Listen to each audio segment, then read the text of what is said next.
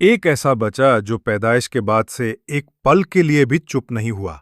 दुनिया के सबसे बड़े डॉक्टर्स हार चुके थे।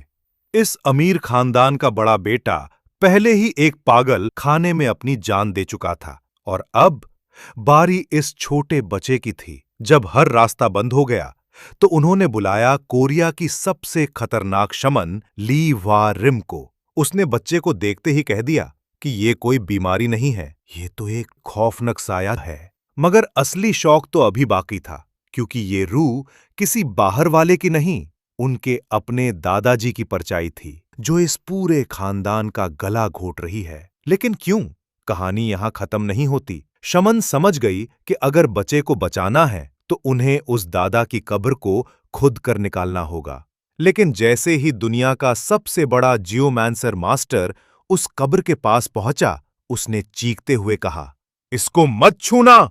उस जमीन की मिट्टी का रंग और खुशबू बता रही थी कि ये कोई आम कब्र नहीं, बल्कि पूरी दुनिया की सबसे शैतानी जगह थी। मगर उस अमीर बाप ने रोते हुए पैर पकड़ लिए, मेरे बच्चे को बचा लो।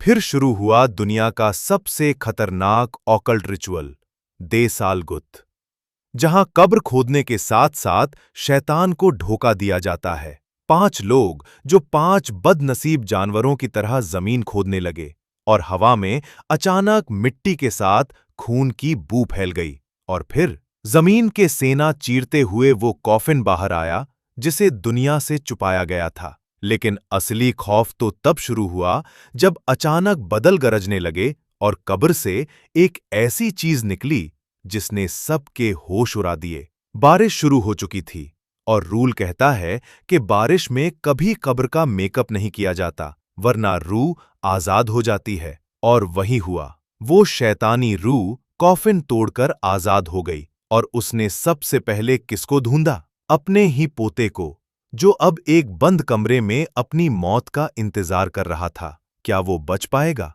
देखिए अगले पार्ट में।